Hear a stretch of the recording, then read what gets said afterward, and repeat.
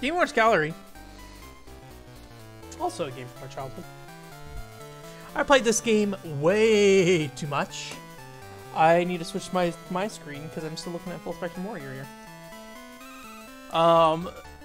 So like this cartridge is super worn out for me. Like the label is for me pulling it out of my Game Boy all the time.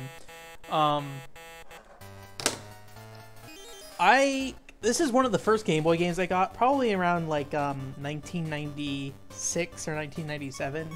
I think it was 1996 because I got a Nintendo 64, I think, in 1997.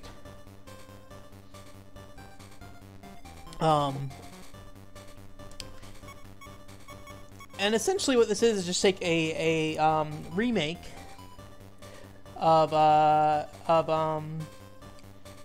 Game & Watch Gallery games. And it's kind of neat because you kind of get two modes. You get the choice to play them with a new aesthetic, or you can play the originals. So I'm just going to go ahead and start with we'll start with manual. I'm probably going to turn these immediately to hard just to get some level of difficulty started. So we'll start with modern, and we can take a look at this. Yeah, I don't want to be here forever, so I'm just going to start on hard. That's probably one thing that's kind of frustrating about this game, is if you play on easy, it can be very difficult to get a high score, at least within a reasonable amount of time, but I was a kid, so... Also, when you have a controller that the D-pad is not in great condition, that is also another thing. I really need to replace the Super Nintendo controller. It's not a great one, and it's been not a great one for a while. So, I mean, there's not a ton to say about this. I will say, like, you know, it's pretty much these little mini games, but they're incredibly replayable.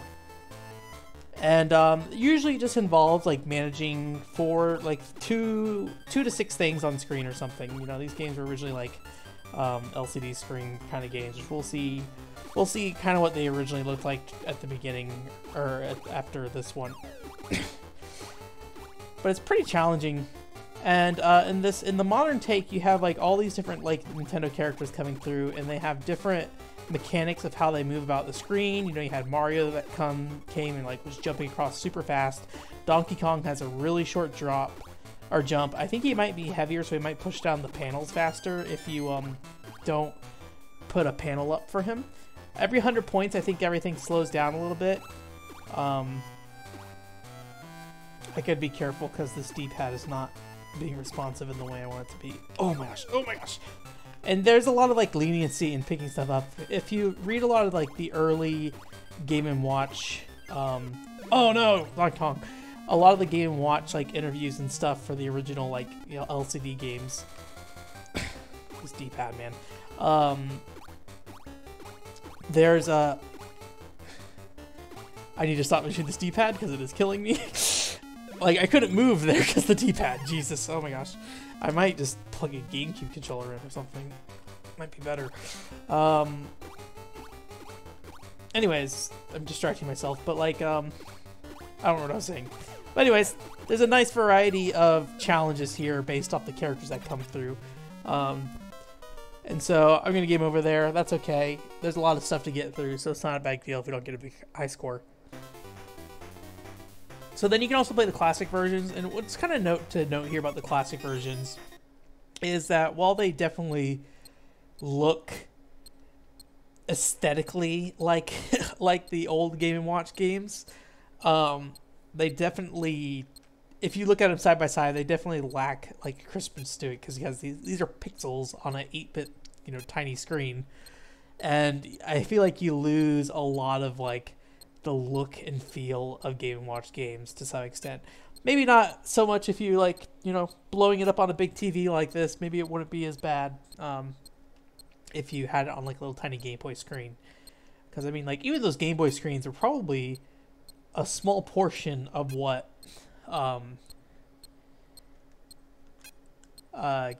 Game Boy Color or what a Game & Watch screen could be. But this is pretty standard, and like as a kid growing up, I wasn't super into these ones. Like there's no music, which I mean it's totally understandable. There's like a little beep here.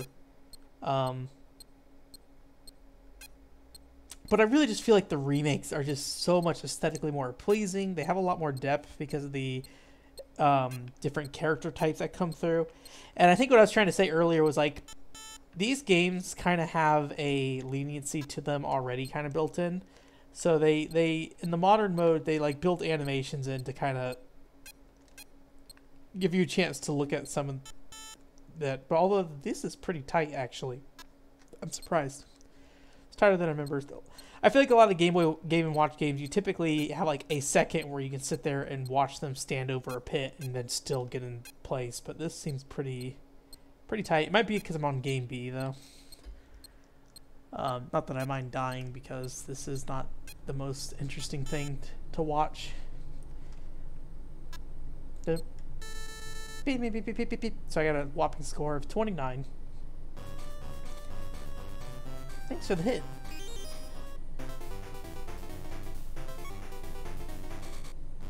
Let's go back out here. Go to fire. We're gonna play a modern one again. Oh, apparently I've never played hard on this. I've only ever played easy. That's weird. I figured with like how much I played this game, at some point I would have tried to do something with hard, but apparently not. But I think this music is just really good. But you know, admittedly, I listened to this a lot as a kid, so maybe it was just me. I feel like Fire's probably one of the ones I was not super into as a kid. I think the bombs you want them to drop.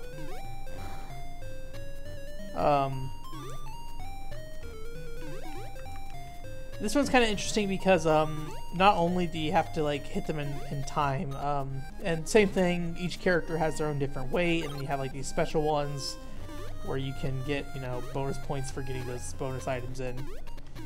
Oh gosh.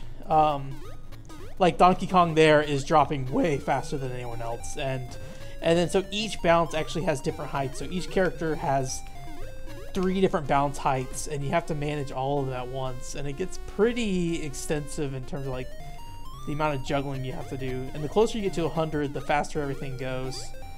And like look at that, it gets really crazy, and I'm jumping right into hard, so it's a bit more challenging than it normally would be, ramping it up. Oh. If I recall correctly, I might actually do more fire here real quick. I think there's like a you can press A and B to go back and forth. This might be better than the D-pad actually in this case. I think that little icon in the bottom right hand corner indicates what your difficulty is. In Game & Watch mode for the like original series, it just says like Game B if you're on hard. This one has like a mushroom for easy and then a fire flower for hard. Yeah, this feels a lot better using this than the D-pad right now. A lot of Game & Watch games are 2 buttons, so it's probably pretty easy to do something like this. I'm pretty sure you don't want the bomb in your cart. I don't remember what the stars do. It didn't seem like I got any points for it. Oh, you get 5 points per bounce. Okay. But yeah, you just like have to manage all this stuff in a pretty significant way. It's pretty tough though. You gotta really be on your toes with these games on hard. But I think they're just very replayable. They're very easy to play, easy to jump into, and they have a nice style aesthetically and everything like that. This game series has like a weird numbering system. I think this is technically like Game & Watch or Game & Watch Gallery 2. Or maybe it's like, I'm trying to remember how it goes. I think there was a Game Boy Gallery that came out in Japan, and then this is Game Boy Gallery 2, and then Game & Watch Gallery came out here as Game & Watch Gallery 1. You should just go to the Wikipedia page. I'm probably mixing all this up. I love Octopus. Come down here and get money. Try to avoid that. Don't do that. Don't do what I just did.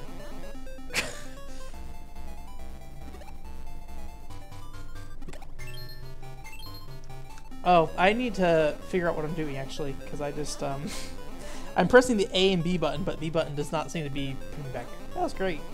Well, we're just gonna start over.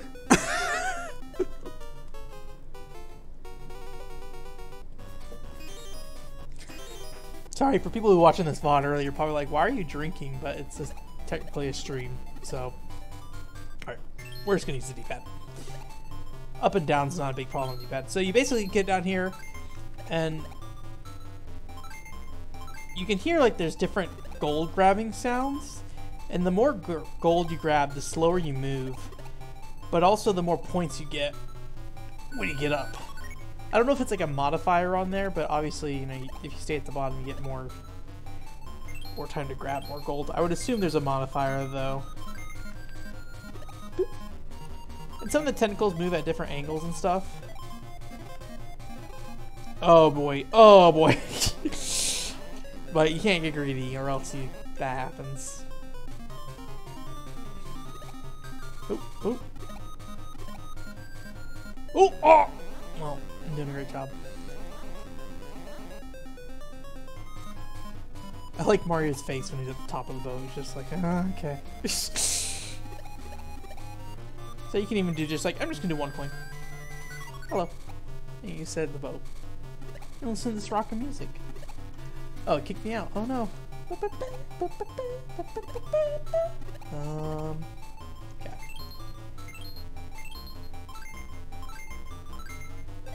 Okay, we want to go. Okay, let's just go up. You gotta be really careful about moving up here. Really, this entire game, you just gotta be really careful. There's just a lot going on. But it's all just...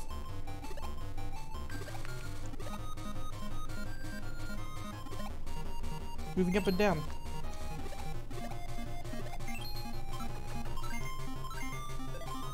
I don't remember that oil thing at all. That's the first time I've ever seen that. Okay, let's get out here. Oh boy. Oh boy. Okay. Crawl, crawl. Oh my gosh, no! No! No! Okay, we're good.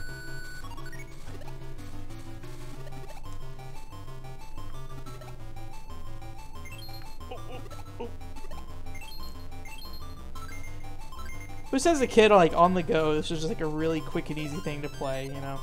There we go. So I slowed things down by picking up.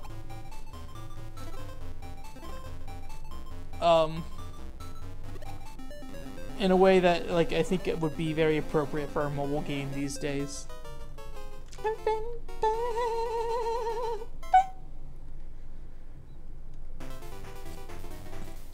Time is it? Hop into Oil Panic. I've been playing this one quite a bit as a kid, so this one's kind of interesting. You have like a 2-screen thing, you know, like, because, you know, if you didn't know, a lot of Game & Watch games, or at least a chunk of them, had this like double screen system that essentially ended up being very similar to what the DS was. And so you have games like this where you'd have typically a character on the top screen and a character on the bottom screen, I believe. In this case, we have Bowser and Yoshi. And so basically you don't want to pour any oil on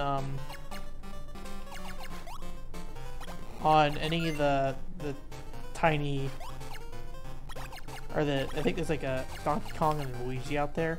You don't want to pour any oil on them, but at the same time, okay. So I just poured oil on him in accident. At the same time, the best way to get a score in this game is to get 2 sets of full jars of oil that you feed to Yoshi. And let's see if we can do that. And when he shoots fire, he spawns like a special platform. So I need to get him on the edge here. Okay. Double that. So he spawns a platform, and we basically need to get him to spawn platforms on each side, and I might have to switch over to easy to show you this, depending on how this goes, because this is going to be pretty close. Get over here. Let's see if that, so if he's not too close enough to the edge, he actually won't do it. You have to be like right on the edge. But essentially, you fill up enough of your jars, and eventually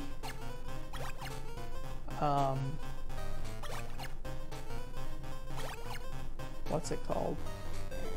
Oh, I wasn't even paying attention. My jar was full. Eventually Yoshi will jump up and hit Bowser on the head, and I think you get like a bonus score, or you get like a heart to recover one of your lost lives. I think something I've never really realized until now is that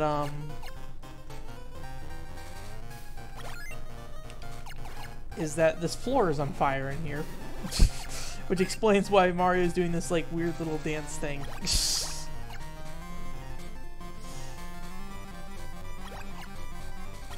Okay. Uh-oh. Uh-oh. Alright, I gotta dump. Oh, that's right. So you actually get like a little bit of leniency here where it's like 2 different sets of not scoring properly. So you just have to basically not spill oil 3 times or not catch anything on fire 3 times.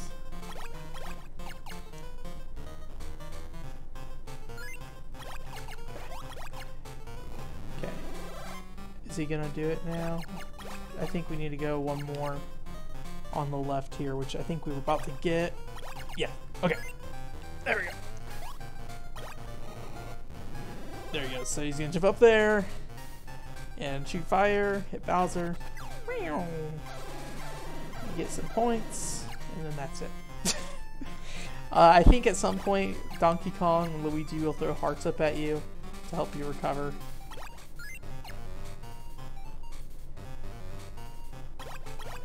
But yeah. And it's really weird when you go and play like the original. Oh, okay. That's the end of that. It's really weird when you like to play the original. We'll pop back to the original and see like how different they are like conceptually in terms of like the presentation. Even some of the mechanics, like I only have one thing here.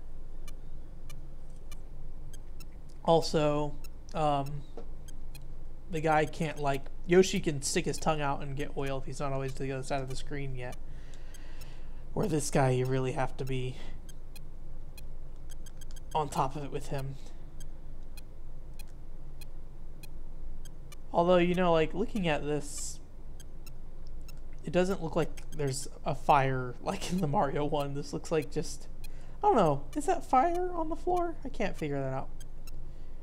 But, like, oh. In some ways this feels more manageable, but I'm sure it'll get harder. Oh, damn. I just went right past it. A lot of making sure you don't, like, spam past the button too quickly. Okay.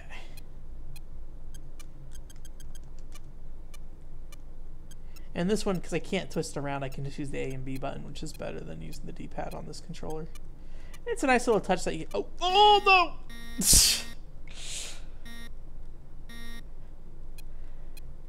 It's a nice little touch that you, I don't remember. I was going to see what the nice little touch was anymore. Rest in peace, me.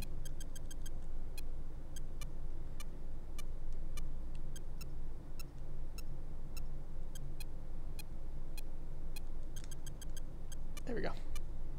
There's a nice little touch in here. Oh, you can see the guy in the window. I don't know if that's true in the original game or something. I'm fucked. I don't really know what to do in that situation. I guess you just have to make sure you're not doing 3 every single time. Actually manage your drops. Go like, whoop, there we go. Don't commit to 3 every single time, probably is the answer. Like, here's a good 3. Or if the pattern is like 2, 2, 3.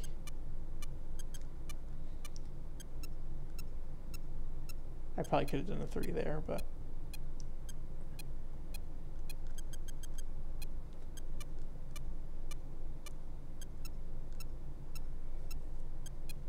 Oh, I'm dumb. I'm dumb. Oh, okay.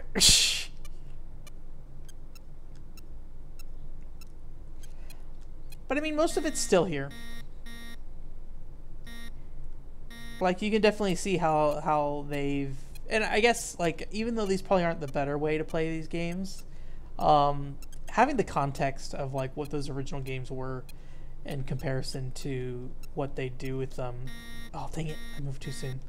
What they do with them in the remake versions. It's nice to see what the originals kind of were like. There's also a gallery mode in this game, and I never really understood this as a kid, and maybe looking at it now, it won't be so bad. I'm gonna use my GBI thing here. Apparently, whatever was going on here, I didn't do a lot of.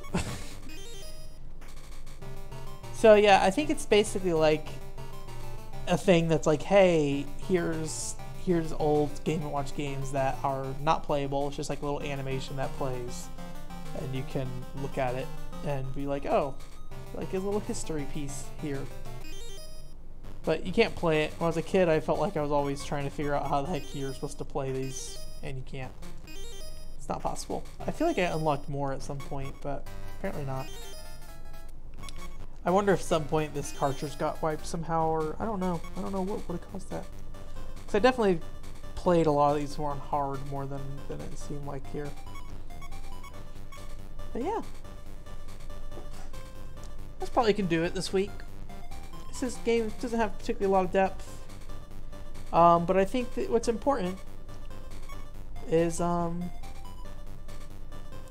I don't know, it's entertaining, it's bite-sized, and at the time it definitely was like a really quick thing to pick up and play. And you know, there's no like safe